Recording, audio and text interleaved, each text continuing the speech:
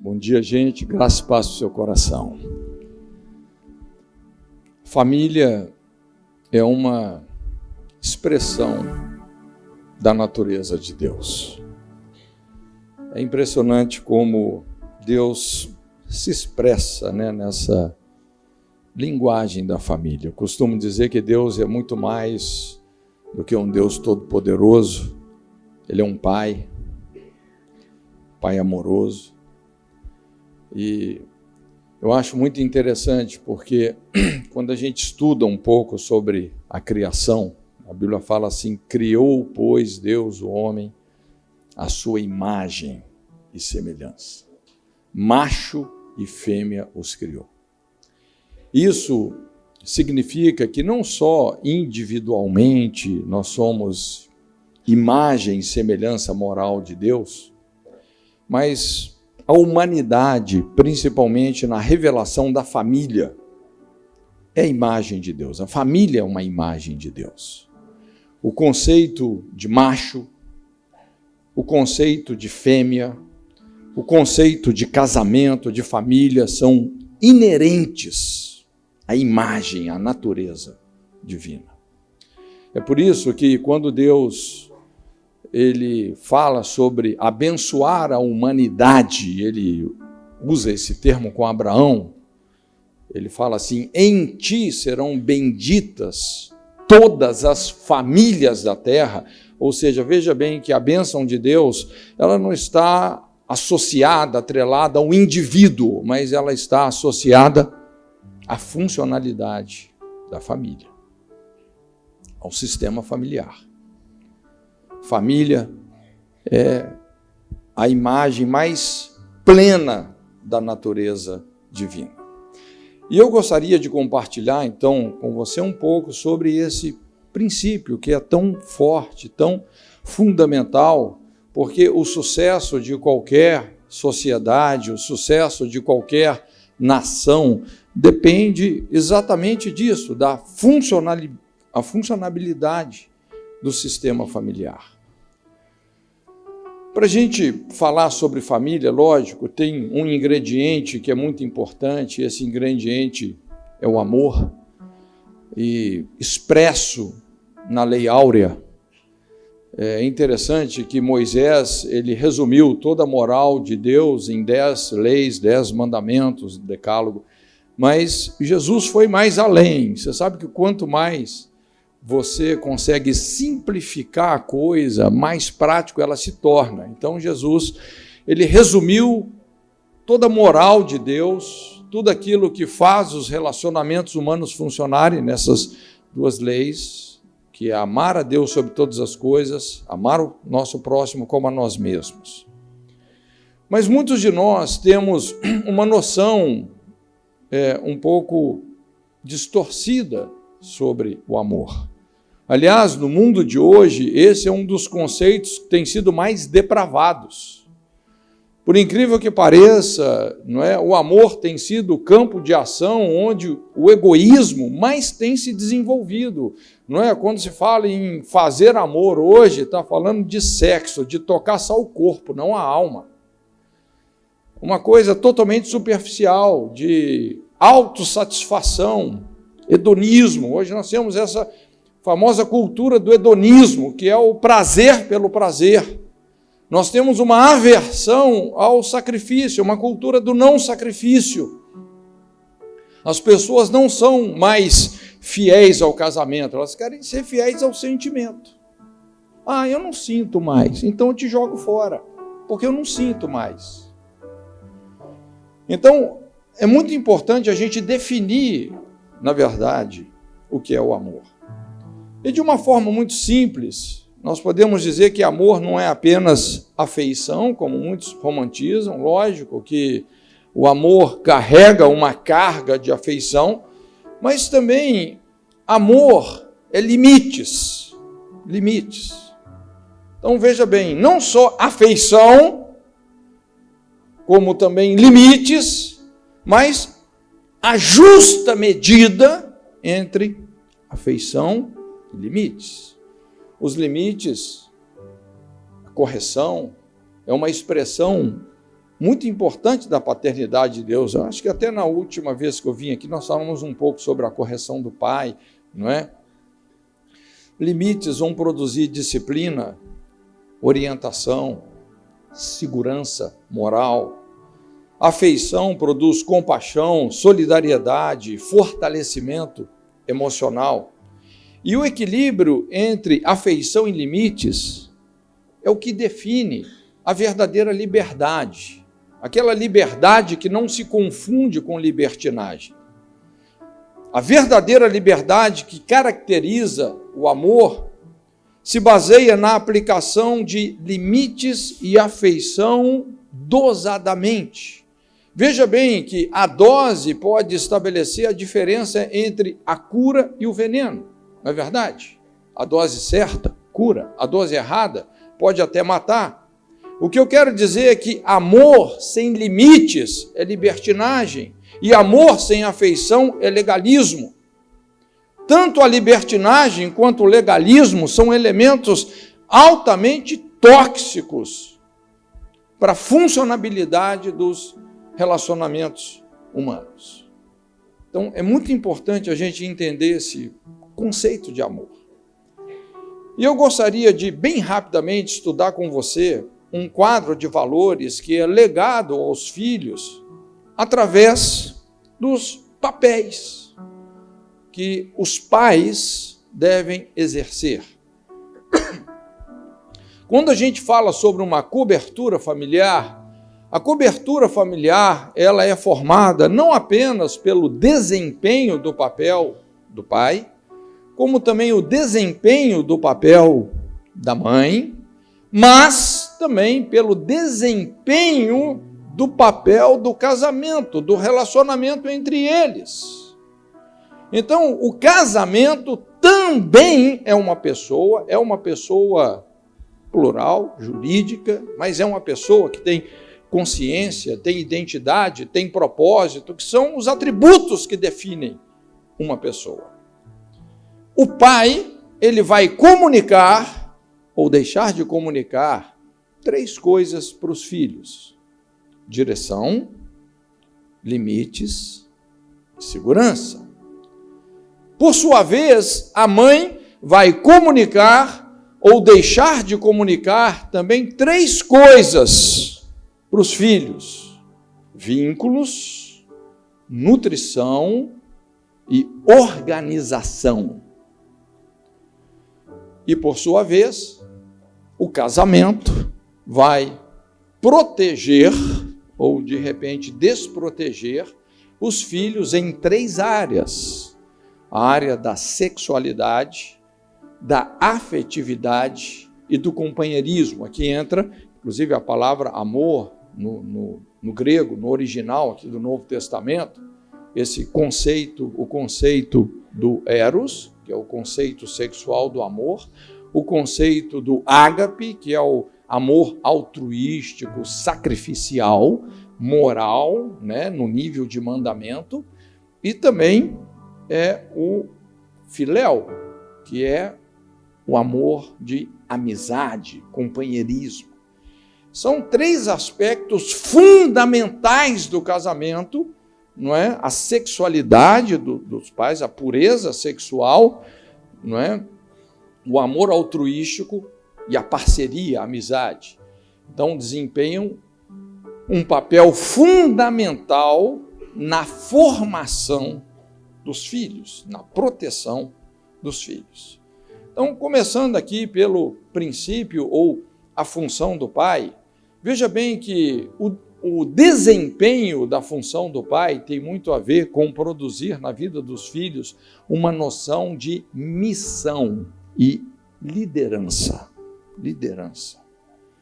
O que é liderar? Não é? Liderar é isso. É alguém que realmente serve de referencial, dando a um grupo de pessoas direção, não é? Trazendo direção, estabelecendo limites e proteção. Isso é liderar, tem a ver com direção, limites e proteção. É exatamente o papel do pai. É interessante quando a gente olha isso numa perspectiva do relacionamento de Deus com o seu povo. A gente vê isso muito claramente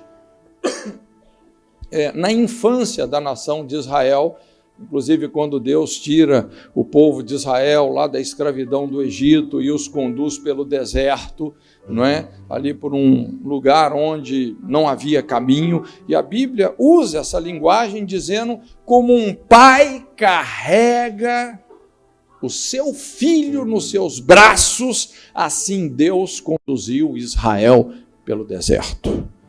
Então, a primeira coisa que a gente vê é a direção. Deus se manifestava na forma de uma coluna de nuvem durante o dia e uma coluna de fogo durante a noite.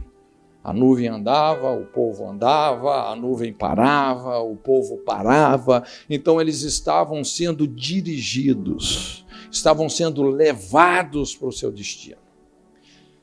O bom desempenho do papel do pai leva o filho para o seu destino. Ativa esse norte vocacional. Não é? Acende dentro dele uma bússola, um discernimento do propósito, a descoberta do dom, porque, na verdade, não somos nós que escolhemos o nosso dom, é o nosso dom que nos escolhe. Não é? Eu não acredito numa predestinação para a salvação, mas eu acredito numa predestinação para a vocação. E é interessante como, realmente, quando o pai cumpre o seu papel, uma pessoa bem direcionada na vida, como isso realmente vai produzir esse referencial que consolida um senso de norteamento, conduzindo a pessoa a cada vez mais estabelecer os objetivos certos, alcançá-los.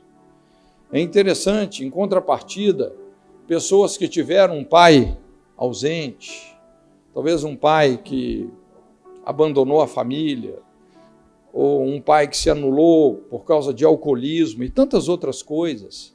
Normalmente, essas pessoas se sentem desorientadas em relação às coisas mais importantes da vida. Fazem uma série de tentativas vocacionais frustradas. Para muitas delas, parece que a vida vira um labirinto cheio de becos sem saídas. A vida emocional, muitas vezes, é desestabilizada por uma carência afetiva terrível. Vem essa dinâmica, né? Então, essa carência do pai sendo compensada por um crédito de concupiscência, levando muita gente para a perdição. Então, o que, na verdade, a primeira função do pai é nos dar um norte na vida. Eu acho muito interessante ali como que Jacó, ele profetizou o destino dos filhos. Os pais são aqueles que profetizam o destino dos filhos. Antes de morrer, Jacó chamou todos os filhos, colocou a sua mão na cabeça de cada um, e ali você vê a bênção de Jacó para cada uma das tribos de Israel. E é impressionante como aquela palavra, não é, deu um norte, deu um destino, deu um futuro para os filhos. O seu primeiro papel como pai é nortear, é acender dentro do seu filho, pelo seu bom testemunho, um senso de orientação e destino. A segunda coisa, a segunda função do pai é produzir limites. E limites também é algo assim muito amplo, a gente precisaria de uma aula aqui só para isso. Mas é algo que a gente observa também no relacionamento de Deus com o seu povo. Como Deus foi dando para Israel, revelando para Israel leis, mandamentos, estatutos, explicando para o seu povo as leis que governam o mundo moral e que, quando são obedecidas, você vai experimentar a vida no seu potencial máximo.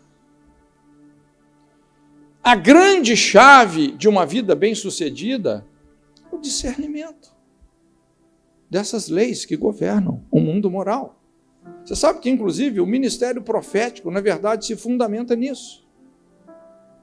Não é que um profeta já sabe o futuro, não, ele conhece as regras do jogo, ele conhece as leis que governam o mundo moral.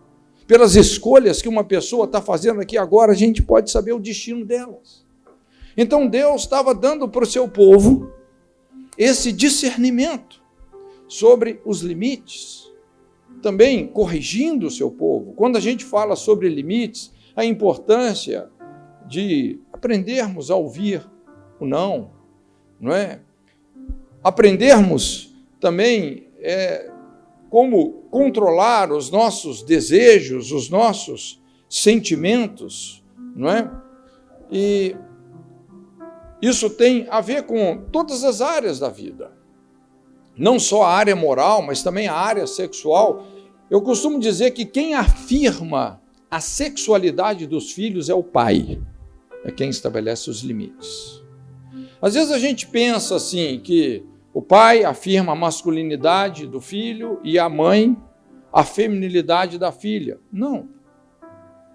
É o pai que afirma tanto a masculinidade do filho quanto a feminilidade da filha. É o pai. Pelo exemplo dele, pela pureza dele. Principalmente, quem é mulher sabe disso. Uma coisa é você receber um elogio de uma outra mulher. Outra coisa é você receber um elogio de um homem que te ama com pureza. Eu lembro, minha filha, quando era criança ainda.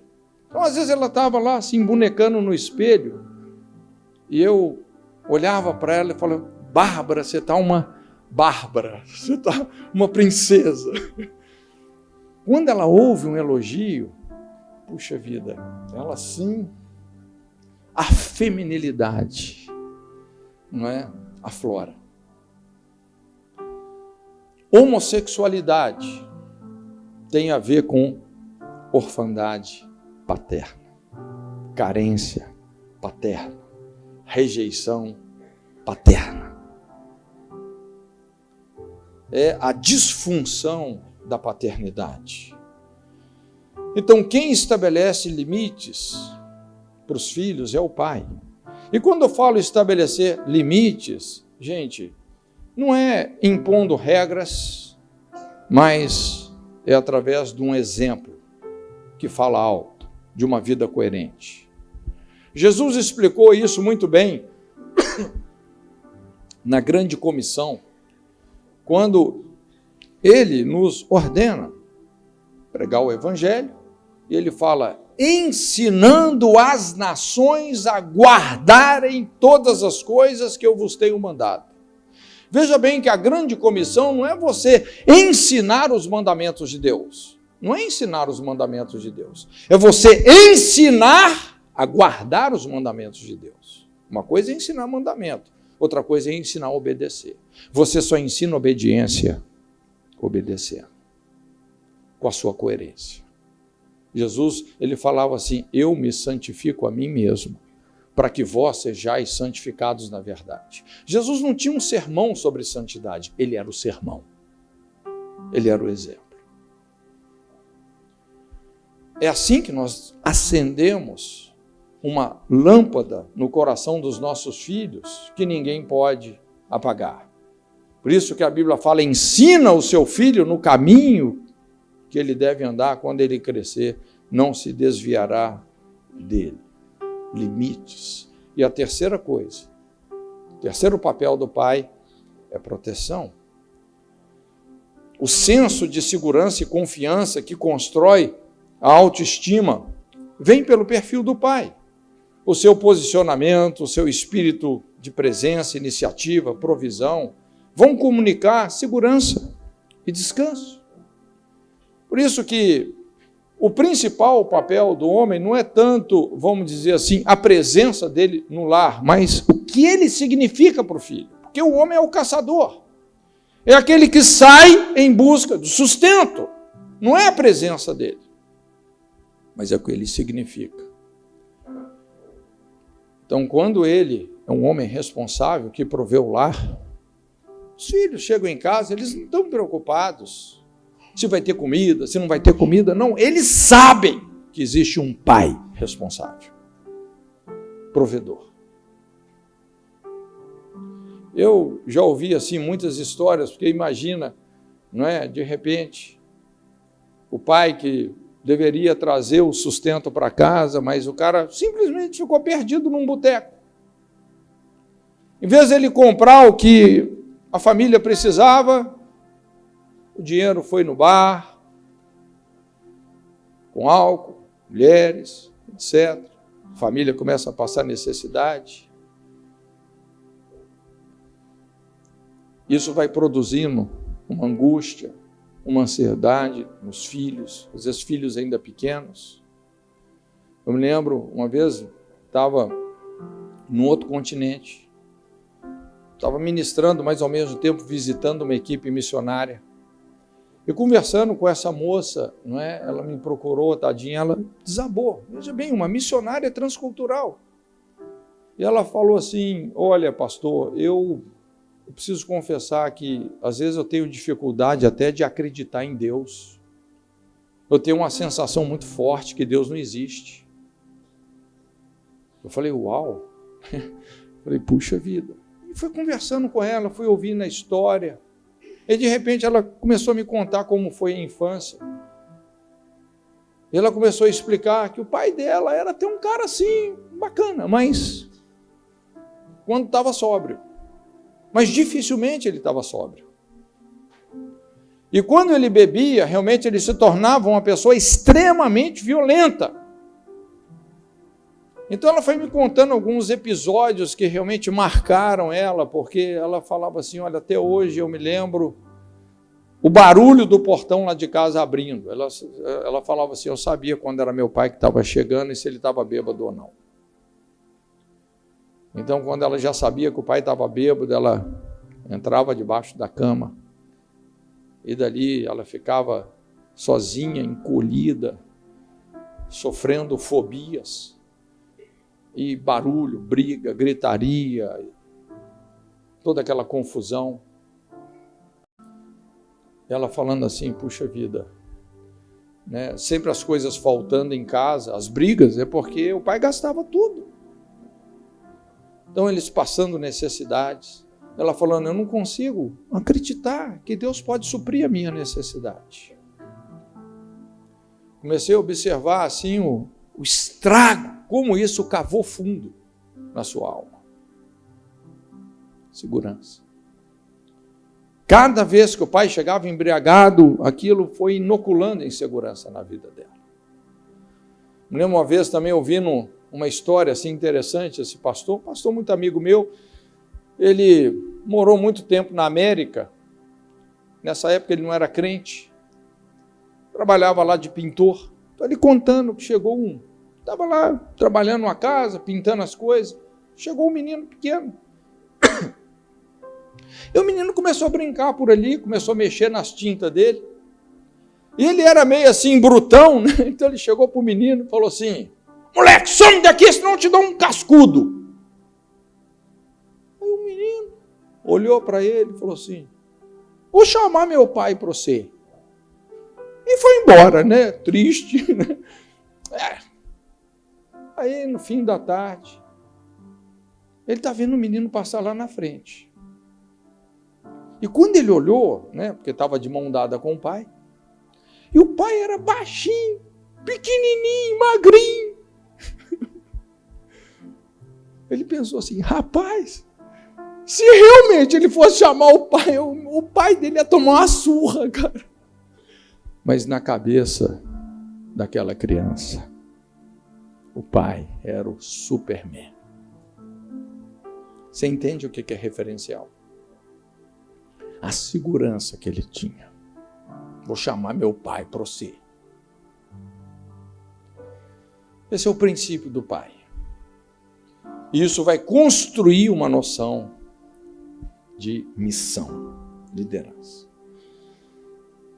O princípio e a função da mãe vão trazer uma noção de submissão e apoio. é interessante porque a mãe é a preparação para o nosso relacionamento com o Espírito Santo. Veja bem que a mulher é imagem e semelhança moral de Deus. Por isso, gente, o homem não é superior à mulher, a mulher não é superior ao homem. Ambos, macho e fêmea, são imagem e semelhança de Deus. Tem uma questão, função. A questão aqui é função, não é valor, é função. Mas a mãe é essa preparação para o nosso relacionamento com o Espírito Santo. A figura da mãe comunica descanso, dependência do Espírito Santo. Normalmente, assim, todo esse carisma, né? As pessoas mais carismáticas que eu conheço, elas tiveram realmente um referencial muito bom em relação à mãe, não é? Como que a mãe é intuitiva, carismática, não é? Quando nós estamos em perigo, nossa mãe percebe, intui a situação, não é? Quando de repente você está desacreditado, está lá sua mãe apostando em você, às vezes você é uma picareta mesmo, está lá, não, meu filho, toma um dinheirinho emprestado. Então, o modelo de autoridade materno é responsável em relação aos filhos pelos elementos que fundamentam uma capacidade administrativa. Nós vamos ver que liderança e administração são coisas muito diferentes. Mas o que é uma boa administração? Administrar tem a ver com a capacidade de estabelecer vínculos, relacionamentos, a capacidade de nutrir esses relacionamentos e também sistemas, e organização, organizar as coisas, as devidas coisas, as devidas pessoas nos devidos lugares. Então, administração tem a ver com vínculos, nutrição e organização. É por isso, assim, que, na verdade, muitas empresas acabaram descobrindo as mulheres, porque eu vou te falar, rapaz, a capacidade que as mulheres têm para administrar, não diria liderar uma empresa, mas administrar uma empresa dá de 10-0 os homens, muitas vezes, não é? Então, a primeira coisa são os vínculos, não é? Esse é o primeiro papel da mãe, não é?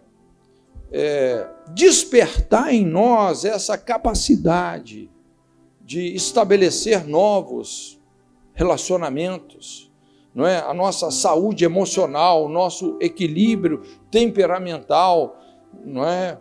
Essa capacidade não só de iniciar os relacionamentos, mas relacionamentos que se tornam sustentáveis. Isso tem muito a ver com o papel da mãe, não é?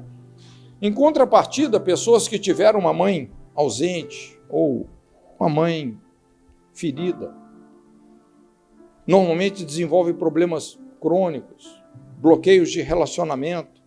O que eu observo é que normalmente pessoas extremamente tímidas ou extremamente críticas são respectivamente o subproduto de um relacionamento ausente ou quebrado com a mãe. Às vezes é comum, né, mulheres que sofrem muito no casamento, são traídas, não é? Às vezes sofrem violência e muitas vezes vão se autorresignando e de repente elas começam a descarregar tudo isso na criação dos filhos, não é? E produzindo exatamente problemas de relacionamentos fortes, aquela famosa parábola de Jotão, a parábola do espinheiro, porque é um filho que sempre foi tratado de uma maneira muito ríspida, muito crítica, de repente ela se torna assim sem perceber, o comportamento dela fica engessado nesse mesmo padrão de relacionamento, não é? Mas o perfil da mãe, o seu estado de presença, vão determinar a liberdade ou o aprisionamento temperamental na vida dos filhos. Vínculos. Também, um outro papel da mãe é a nutrição. Veja bem que isso, né, essas coisas, elas estão na natureza da mulher. O que diferencia fisicamente a mulher do homem? É isso, a mulher tem um útero, ela tem seios, não é? Ela é uma gestora por natureza, ela é uma amamentadora por natureza. Isso está, né, na configuração da mulher. E nutrição, veja bem, não é só orgânica, mas é emocional, é moral, é espiritual, não é? Nutrição pode ser definido como essa atenciosidade, essa capacidade de exercer cuidado, apoio, uma noção de solidariedade, amor. Isso depende do perfil da mãe. A mulher, naturalmente, ela é mais sentimental, mais intuitiva, mais solidária que o homem, não é? E é impressionante como isso acaba moldando os filhos e aumentando o potencial deles em termos não só de sensibilidade emocional, como discernimento espiritual. Estava falando com o pastor Telmo, às vezes, algumas vezes, eu estou fazendo um aconselhamento, estou atendendo alguém junto com a minha esposa. Rapaz, ela percebe umas coisas, ela tem umas intuições, uns discernimentos, umas revelações, que eu falo assim, rapaz, acho que eu sou um retardado, porque eu não ia perceber isso nunca, né? Então é interessante como, assim, a mulher tem uma sensibilidade. Quando sua esposa fala um negócio, eu te aconselho a prestar atenção. Ela está observando algo que você não está conseguindo observar, não é? Os melhores pastores, no sentido funcional do dom que eu conheço, são pastores que tiveram uma mãe muito presente, muito funcional, não é? Que nutriu esse filho com o seu estilo de vida sensível, intuitivo, solidário, caloroso. E também, terceiro papel da mãe é organização. Enquanto o pai governa o lar, a mãe edifica o lar. Ela é a organizadora da casa, provendo esse ambiente de ordem, ao mesmo tempo aconchegante. Então, o princípio da mãe ensina que ela não apenas deve produzir um ambiente físico aconchegante, e olha, impressionante como as mulheres têm um dom para isso, não é? Eu não sei se alguma vez você já foi assim numa casa, num lugar onde só mora homem. Cara, rapaz, é uma confusão. Você acha a cueca dentro do bule de café. Rapaz, é aquela bagunça, assim, aquele furacão. Quando uma mulher chega num lugar desse, em 2 dias está tudo arrumado. É impressionante a capacidade que a mulher tem de organizar, não é? É um dom. Ela é uma adjuntora idônea, né? Essa palavra adjuntora é isso. Ela é administradora, gestora. E idônea, no literal, é aquela que olha nos olhos, de igual para igual, não inferior, capaz realmente de fazer a diferença. Por isso que eu sempre falo, rapaz, uma mulher, quando quer levantar um homem, não tem ninguém como ela. Mas também quando ela quer destruir, eu vou te falar, né? Coitado do Neymar. Né?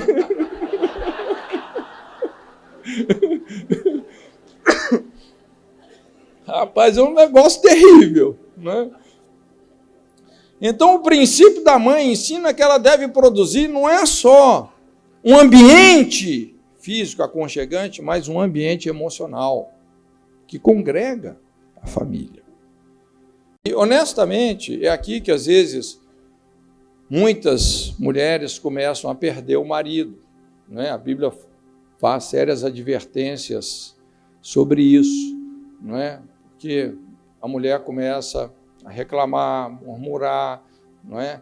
Eu não sei, você que é mulher, se você já percebeu isso.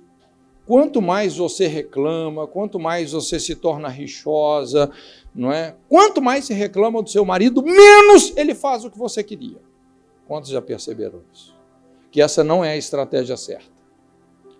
Por que que quanto mais você reclama, menos ele faz?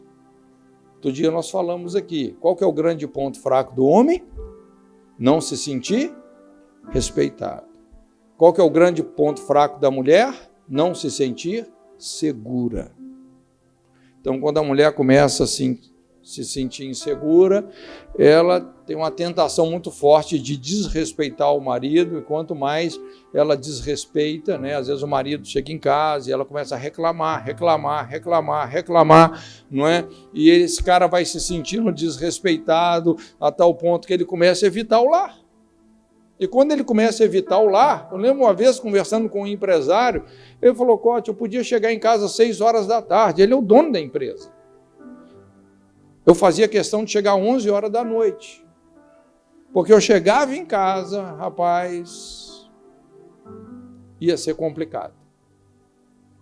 E quando o homem começa a evitar o lar, nós falamos também, isso gera um vácuo emocional, e daqui a pouco alguém vai ocupar esse espaço emocionalmente na vida dele, não é? Então, aquela velha história, né? Entra uma Gesa aí, eu vou te falar, a Gesa sabe fazer o papel da esposa perfeita, mas é uma Gesa, né? E daqui a pouco é mais um casamento que foi destruído. A mulher sábia que edifica fisicamente e emocionalmente o lar, proporcionando um ambiente de conforto, liberdade, polariza a família. O homem não vê a hora de voltar para casa. Os filhos se sentem seguros, valorizam a família acima de qualquer coisa. Então esse é o papel da mulher. Vínculos, nutrição e organização. E para a gente fechar aqui o papel ou a função do casal. É interessante que quando a gente pensa aqui no papel do casal, a gente pode ilustrar isso explicando alguns casais de palavras que eles não subsistem isoladamente. Porque nós falamos, a natureza de Deus é plural, o DNA de Deus é relacionamento. Deus é essencialmente relacional, não é? Então, quando Paulo fala lá, as mulheres se submeter aos maridos, e os maridos amar as mulheres, como também Cristo amou a igreja, veja bem que essas coisas só funcionam juntas. Não existe submissão sem amor, e não existe amor sem submissão. Não é?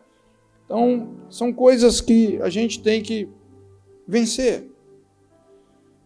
Um par importante de palavras, como a gente tem falado aqui, é liderança e administração. Nós falamos que, basicamente, a mulher tem uma natureza administrativa. O homem tem uma natureza de liderança. Por exemplo, o homem planta um espermatozoide no útero da mulher. Depois de 9 meses, a mulher devolve para ele um bebê prontinho, como a gente viu aqui. Ela pegou aquela semente e, com a ajuda de Deus, não é? Ela gestou um ser humano.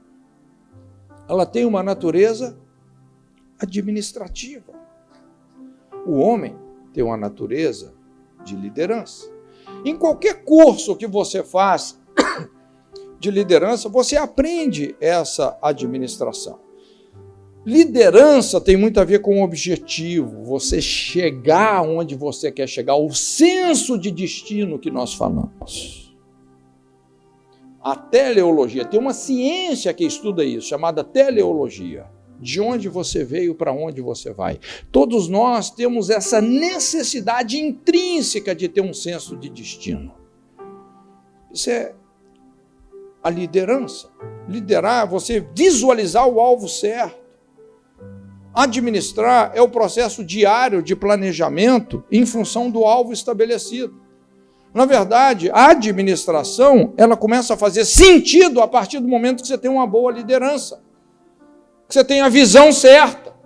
O senso de destino está ajustado. Alguém já disse que, por exemplo, você ter uma excelente administração sem liderança é como ajeitar as cadeiras no convés do Titanic. o navio vai afundar. O que adianta se as cadeiras estão tudo arrumadinho ou não? Se o navio está afundando. Aquela ilustração da escada do sucesso. O cara coloca escada na parede, vai subindo, degrau a degrau, passo 1, passo 2, passo 3, fazendo tudo certinho. Quando ele chega lá em cima, ele fala assim, puxa vida, coloquei a escada na parede errada. Não é aqui que eu queria chegar. Como Miles Monroe fala, a morte não é a maior tragédia é uma vida sem propósito, sem liderança, sem visão. Você ter vivido a vida inteira e não ter tocado o seu destino eterno. Então nós precisamos da liderança, precisamos também da administração, porque se você tem liderança, mas não tem administração, você pode correr o risco de se transformar num mero sonhador. Já viu aquela pessoa, um dia eu vou fazer isso, um dia eu vou fazer aquilo, mas ele não tem um plano que permita que realmente aquilo se concretize na sua realidade. Um outro casal de palavras importante é missão e submissão. Eu sei que submissão também é um conceito muito desgastado, às vezes em alguns círculos evangélicos, quando você fala em submissão, as irmãzinhas até encolhem na cadeira, né? Mas o conceito de submissão, como originalmente está lá em Gênesis, ele tem a ver com cooperação. Ele não tem a ver com uma escala de valor, não é? Mas muita gente usa essa terminologia de forma abusiva. Então, submissão tem a ver com você desempenhar a missão de cooperar com a missão de alguém. Isso, independentemente se você é homem ou mulher, todos nós vamos ter que aprender a cooperar com a missão de outros. Não é? Isso é submissão. Principalmente para as mulheres, eu sempre falo, né? Quando você vai entrar num casamento, antes de você se casar com aquela pessoa, é muito importante você se casar com a missão dela. Porque quando você se casa com a missão dela, ou seja, a sua missão vai dar sentido à missão do seu marido, e a missão do seu marido vai dar sentido à sua missão. E isso é sinérgico, é poderoso. Então, se você não pode se casar com a missão daquele cara, tem uma frieza no bom sentido de não... Cara, não é esse cara aqui. Não é? Ou você vai casar com um homem lá e vê que esse cara não tem missão nenhuma. Normalmente, quem não está fazendo nada na vida quer alguém para não fazer nada junto. Né? Então, é bom assim você abrir o olho.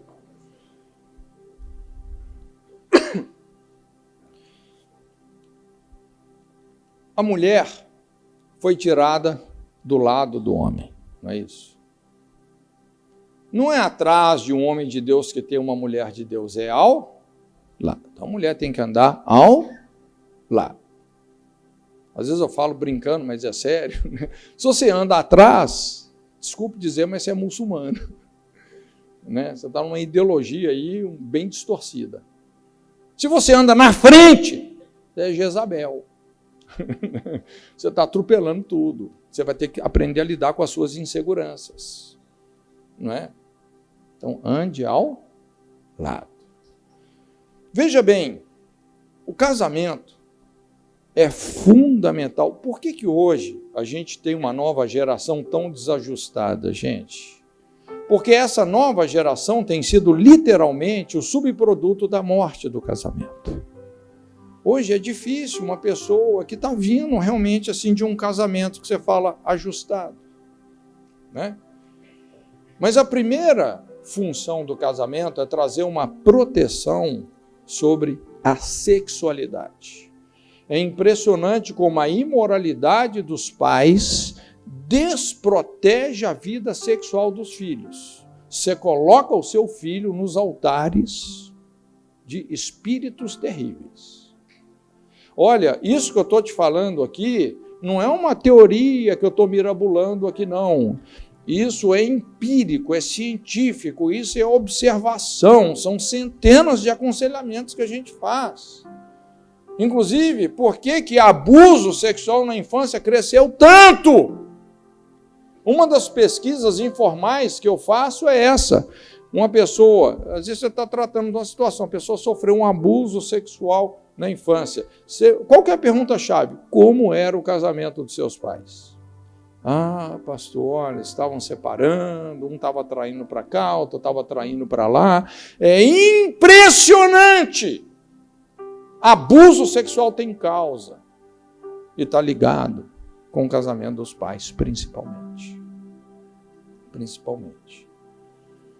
O que protege a vida sexual dos filhos é o casamento. Nós explicamos aqui até outro dia o conceito aí da bastardia, o que legitimiza espiritualmente uma pessoa. Quando fala uma pessoa que tem legitimidade espiritual, que não é bastarda, a palavra bastardo é ilegítimo, desprotegido. Quando a Bíblia fala uma pessoa desprotegida, é uma pessoa que foi concebida fora da aliança do casamento. Tudo que é gerado dentro da aliança, gente, está protegido, está abençoado, está guardado.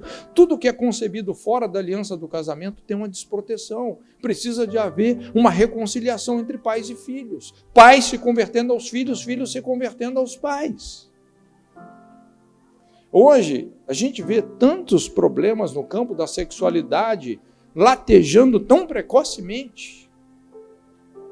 Quer dizer, os alarmes estão soando, denunciando a disfunção do sistema familiar. Então, primeira coisa, o primeiro papel do casamento é proteger a vida sexual dos filhos. Segundo papel é afetividade.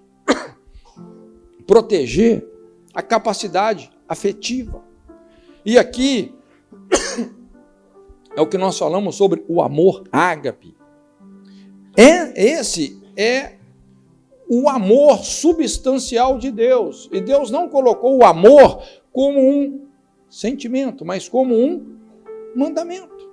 Você pode até não gostar de uma pessoa e ainda assim amá-la. O que determina a carga sentimental é a nossa escolha de honrar aquela aliança, não é? Então, o que a gente observa hoje, assim, muita violência começa a entrar exatamente por causa disso. A falta de afetividade, não é? Isso vai destruindo o relacionamento conjugal e os filhos são os que mais sofrem. Às vezes, no calor de uma contenda, palavras frívolas, irresponsáveis, vão destruindo a confiança, a segurança do casal, não é? Muitas vezes a gente vê crianças que elas começam a praticar cedo a violência. Eles falam, mas puxa vida, o que está acontecendo? Com quem que a criança aprendeu isso? Papai e mamãe, não é? Então, amar é um verbo. Hoje está muito na moda, assim, essa desculpa. Eu não amo mais o meu marido, eu não amo mais a minha esposa. Olha, amar é um verbo, é uma escolha. Se você não ama, então ame, negue-se a si mesmo, honre a aliança que você fez, ame, e você vai recuperar o sentimento que você perdeu. Funciona assim. Você sabe que uma das coisas que me impactou muito no Nepal, porque lá os casamentos são arranjados pelos pais. Isso, puxa vida, soa muito estranho na nossa cultura ocidental. Rapaz, aí eu conversando lá com o pessoal, né, principalmente as mulheres, estava ministrando lá, as irmãzinhas lá, a menina dos olhos de Deus, né, e elas mostrando assim, falando, não, pastor, olha, o nosso pai sabe melhor do que a gente quem que é a pessoa que vai dar mais certo. E elas foram usando tantos argumentos que eu falei, cara, um negócio impressionante. E quando você vê os casamentos lá e os casamentos aqui, os casamentos lá dão muito mais certo do que os casamentos aqui. E é impressionante como o amor, no aspecto sentimental, pode ser cultivado quando vem de um princípio de honra, compromisso. Como isso pode ser cultivado e realmente funciona. E o terceiro ponto aqui é o companheirismo, o amor filéu. Companheirismo proporciona parceria, capacidade não só de liderar, mas de apoiar, um entrosamento físico, emocional, profissional, ministerial, financeiro, não é? E, acima de tudo, o entrosamento espiritual do casal. Isso vai estabelecer um referencial básico que constrói na vida dos filhos a capacidade de estabelecer acordos, trabalhar em equipe. Então, se aquela pessoa precisa de apoiar alguém na sua visão, ela não vai se ver numa crise de identidade, ela aprendeu a apoiar com a mãe. Se ele precisa de assumir a liderança e realmente estabelecer o destino para um grupo de pessoas, ele também não vai se sentir aquém, porque ele aprendeu isso com o pai. Pessoas que vêm desse sistema que reflete a natureza de Deus, pai, mãe, casamento funcional, é impressionante como essas pessoas, gente, fazem a diferença na sociedade. Então, veja bem, são 9 valores. 9 valores. O princípio do pai, o princípio da mãe, o princípio do casal. Quando nós entendemos essa estrutura que Deus estabeleceu, nós começamos a quebrar o espírito da orfandade. Os nossos filhos, como o salmista diz, serão como plantas bem desenvolvidas. Eles vão encontrar o seu destino em Deus. Quando eu coloco isso tudo, aliás, essa aula foi uma coisa que eu fui engendrando exatamente porque são tantas situações que a gente lida, que às vezes você está conversando com a pessoa, às vezes você fala para ela assim, né? Teoricamente uma verdade, olha, Deus é pai, Deus te ama. Mas essa pessoa, ela não teve um pai. Ela carrega um buraco existencial. Ela fala assim, pastor, mas eu não sei o que é isso. Isso não faz sentido para mim, Deus é pai. Eu não tenho um pai. Eu não tenho nem o sobrenome do meu pai na minha certidão de nascimento. Eu não sei quem que é esse cara. Ou a gente atende, às vezes, situações mais traumáticas ainda. Terrível. Tem regiões aqui do Brasil, os índices de incesto são altíssimos. Uma menininha que foi tocada sexualmente por um pai. Olha, é difícil de mencionar o estrago que isso faz na vida dessa menina, porque é um pai.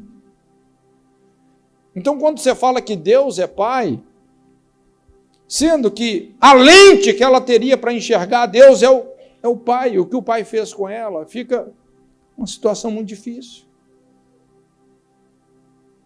Para algumas pessoas, quando você fala assim, Deus é pai, isso é um trauma para ela. Eu não quero que Deus seja pai. Por isso, muita gente gosta muito de Jesus como um amigo. Não, é meu amigo, Jesus é meu amigo. Não pode falar que ele é pai, mas por mais traumático que esse caminho seja, Jesus disse, eu sou o caminho, a verdade e a vida. Ninguém vem ao Pai, senão por mim. A gente precisa de enfrentar esses traumas. E essa é a grande chave para restaurarmos uma sociedade, para aplainarmos o caminho do avivamento em pessoa. Os pais se convertendo aos filhos. Os filhos se convertendo aos pais.